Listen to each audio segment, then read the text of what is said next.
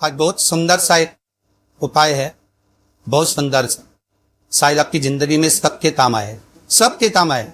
श्राद्ध पक्ष की दूज, चतुर्थी, अष्टमी, दशमी, एकादशी, प्रदोष, शिवरात्रि, ये श्राद्ध पक्ष की वो तिथियां हैं जिन तिथियों पर जिसको प्रैक्टिकल करना है वो यहां से जाकर भी कर सकता है, कहीं पर भी कर सकता, करना जरूर।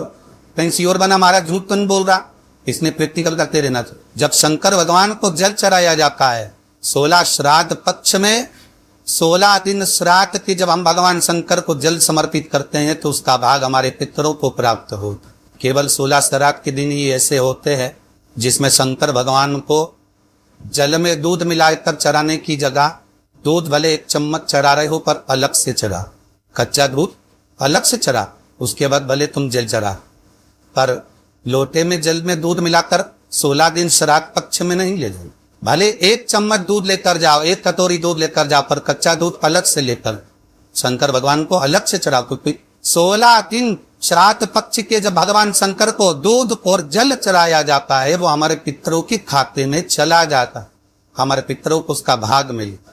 इसलिए शंकर भगवान को कच्चा दूध भी चढ़ाओ तो पानी में मिलाकर नहीं, एक अलग से 1 चम्मच ले जाओ, भले शिव जी को चढ़ा दो, भले छोटा सा कटोरी में लेके चढ़ा दो, जल ले रहे चढ़ा दो, वो हमारे पूर्वजों को प्राप्त। ये तिथियां ऐसी तिथियां हैं जिन तिथियों पर अगर भूलवश भी श्राद्ध पक्ष की दूज, चतुर्थी, अष्टमी, दशमी, एकादशी, प्रदोष, शिवरात्रि, ये श्राद्ध पक्ष की वो तिथियां हैं जिन तिथियों पर अगर गौ माता को 1 चुल्लू पानी भी अगर पिला दिया जाता है तो हमारे पूर्वजों को तर्पण और तिलांजलि की जरूरत नहीं पड़ती, वो तर जा। अगर भूलवश भी अगर कोई गाय को पानी दे देता है, भूलवश भी हमारे घर में आए हुए किसी अतिथि को, हम किसी को नहीं पहचानते, उस व्यक्ति को हमने अगर अपना पास में रखी हुई जल के पात्र में से अगर जल दे दिया होता है और उसने अपनी प्यास बुझा ली होती है, पर ये श्राद्ध पक्ष में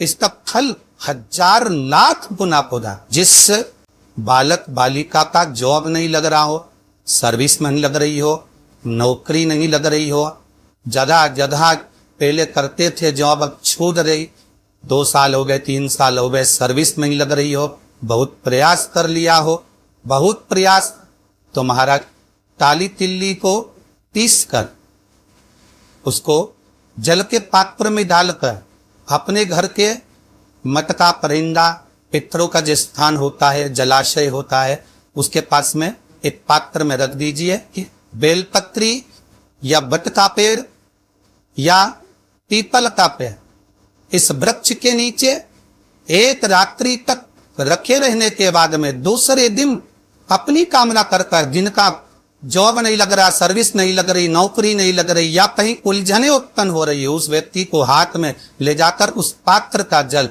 3 वृक्ष पितरों के तुल्य है। कल की कथा में कहा था, पहला बेलपत्री का, दूसरा पीपल का, तीसरा बेद का, ये 3 पितरों के तुल्य है। इन 3 में से किसी भी वृक्ष के नीचे उस काली तिल के जल को समर्पित कर दीजिए। महाराज बाबा चाहेगा, भोलेनाथ जी चाहेगा तो 3 महीने में कहीं ना कहीं योग बना ही दे। बाबा पर विश्वास रख।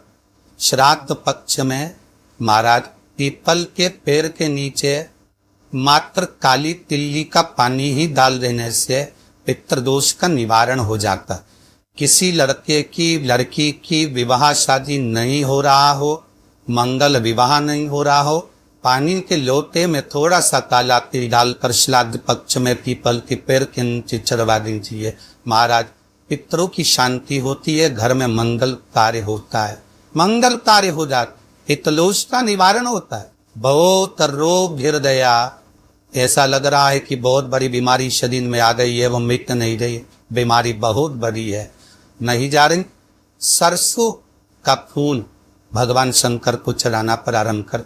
सरसों तो आप अपने घर के अंदर भी बो सकते हो, उसमें पीला फूल ही जाता है। शिव जी को चढ़ाना चालू कर तो बीमारी समाप्त होना कर। घर में शांति नहीं है, लक्ष्मी तो है, परिवार भी छोटा है पर शांति नहीं। जब देखो जब किसी ना किसी का मुंह चलता रहे, क्रोध में बोलते रहे, शब्दों के तीर चलते रहे, शांति नहीं है। प्रयास करिए श्राद्ध पक्ष में थोड़ा सा कोई सुगंधित पदार्थ, इत्र आदि, पानी के मटके के पास, परिंदे के पास में, जलाशय के पास में उस इत्र को थोड़ा सा कोई रुई में रखकर छोड़ दीजिए। घर में कभी क्लेश नहीं हो सकता, शांत का माहौल हो जाए। पितृ पक्ष में किया जाए। और एक बात और अच्छे से ध्यान रखिएगा, आप ब्राह्मण को भोजन कराएं ना कराएं, आपने धूप छोड़ी ना छोड़ी वो पता नहीं, गाय को रोटी दी ना दी, श्वान को भोजन दिया ना दिया, कौवे को भोजन दिया ना दिया, चलेगा।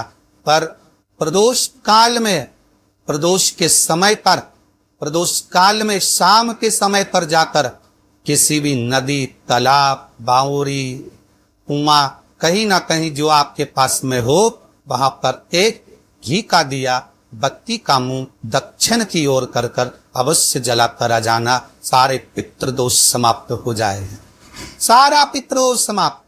किसी भी जलाशय के पास में, नदी, तालाब, बावड़ी, कुआं, जो आपके शहर में, आपके गांव में, आपके नगर में हो, वहां जाकर लगन। अगर नदी, तालाब, बावड़ी, कुआं नहीं है तो पीपल का वृक्ष हो या बेलपत्री का वृक्ष हो या बट का वृक्ष हो, उसके नीचे लगा दो प्रदोष काल में। इसलिए प्रदोष काल में जलाशय के पास में, बावड़ी, कुआं, नदी, तालाब के किनारे पर दिया लगाया जाता है दक्षिण की ओर मुंह कर कर बत्ती का। तो पितृ आशीर्वाद देते हुए जाते हैं कि फलो फूलो, आगे बढ़ो, उन्नति करो, तरक्की करो। ये पितरों का आशीर्वाद रहता है, पितरों का वर रहता है। जिसके घर में क्लेश होता हो, अशांति रहती हो, क्लेश रहता हो, या छोटी छोटी बात पर विवाद चालू हो जाता, या पति पत्नी में, परिवार में, सास बहू आदि का दीप में कहीं ना कहीं कुछ अगर विवाद रहता हो, तो शास्त्र कहता है ऐसा बेलपत्री की डंडी रखिए ना। बहुत ध्यान दीजिएगा, हमारा श्राद्ध पक्ष की कथा चल रही है, ध्यान दीजिएगा। जैसे ये बेलपत्री की जो डंडी होती है, डंडी का जो भाग होता है बेलपत्री की, ऐसा बेलपत्री की 7 भाग लेंगे, मतलब बेलपत्री 7 लेंगे। 7 बेलपत्र लेकर कच्चा जो सूत होता है ना, कच्चा सूत जो जानते पेड़ पौधे में माताएं लपेटती हैं, धागा जो होता है ना सफेद कलर का कच्चा धागा, जो बर में, पीपल में और आंवला आदि में लपेटा जाता है। शंकर भगवान और माता पार्वती का स्मरण करकर नंदी के, जो नंदी होता है, नंदी के राइट भाग, नंदी का एक पांव ऊंचा होता है। आपने देखा होगा आगे का पांव ऊंचा होता है, बैठते समय नंदी का एक पांव ऊंचा, एक पांव नीचे क्यों रहता है? तो नंदी का जहां पांव ऊंचा है उस ऊंचे पांव के पास में बैठना है। कच्चे सूत पर उस बेलपत्री के जो 7 गुच्छ है, 7 जो बेलपत्री के भाग हैं, 7 बेलपत्री हैं, उसको अपना नाम गोत्र स्मरण कर कर उस कच्चे सूत को लपेटना है। लाल कलर का चंदन उस बेलपत्री के पत्ते में जो अग्रभाग होता है, सबसे आगे का भाग, 7 में लाल चंदन लगाना है। महाराज उस चंदन को लगाकर प्रदोष काल में शंकर भगवान को समर्पित अगर करते हैं तो जिस घर का गोत्र बोला है उस घर में कभी क्लेश नहीं हो सकता, उस शांति का अनुभव। एक धागा होता है पक्का धागा, एक धागा होता है कच्चा धागा। बहुत ध्यान दीजिएगा, हमारा पक्के धागे से नहीं लपेटना सके। कच्चा जो धागा पीपल में, बर में या आंवला आदि में जो हम लोग लपेटते हैं पूजन करते समय, वो कच्चा। और एक बात और आपको कहना है, ध्यान दीजिएगा, अगर मान लो किसी पति पत्नी का तलाक तक की नौबत हो गई और तलाक नहीं कराना है, आपस में वापिस प्रेम बढ़ जाए, छोरी वापिस घर में रहे, बेटा उसको रखे, बहू रहे, आपस में प्रेम बढ़े, वो भले मायके चली गई हो, वो भले लड़का छोड़कर चले गया हो, अकेली रह रही हो, चाहती है कि मैं पति के साथ रहना है, तलाक नहीं होना चाहिए, हम दोनों में प्रेम रहे, वो संभाले मेरे को भी और मैं भी आदर करूं, वो भी आदर करें। तो मेरा निवेदन है, कच्चा जो सूत होता है, कच्चा जो धागा होता है, नंदी के ठीक पीछे बैठकर कोई साथ में आपका परिवार का कोई व्यक्ति चले जाए और हस्तकमल को, जिसको अपने परिवार में वापिस लेना है, उस स्त्री हो या पुरुष हो, दोनों में से कोई भी नंदी के पीछे बैठकर नंदी के पीछे बैठकर हाथ को ऐसा बंद करना है, हाथ में एक बेलपत्री रखना है, सीधी सीधी बंद कर 7 बार उस हाथ पर कच्चा सूत लपेट देना, उस सूत को वापस निकाल लेना है बेलपत्री के साथ। बेलपत्री के साथ में तो बेलपत्री को तो अपने पास में रखना।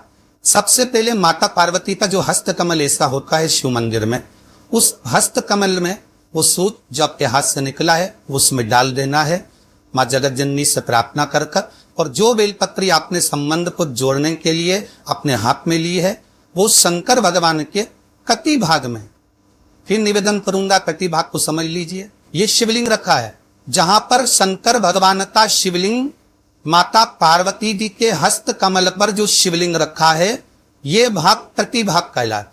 इस जगह पर जहां शंकर और पार्वती का मिलन हुआ है उस जगह पर उस बेलपत्री को रख देना। महाराज ज्यादा से ज्यादा 3-4 महीने लगते हैं, दोनों में वापिस प्रेम बढ़ जाता है, दोनों एक हो जाए। तलाक तक बात चल भी रही हो तो तलाक समाप्त हो जाए। सही जितने भी विश्व का भाई बहन बड़े घावों से जिगली ज्यादा आप लोग व्हाट्सएप पे इसको भेज सकते हैं, लिंक शेयर कर सकते हैं, लिंक शेयर करें और इस कथा को का लाभ अपने जीवन में उतारिएगा, अपने जीवन को धन्य बनाइएगा। अपने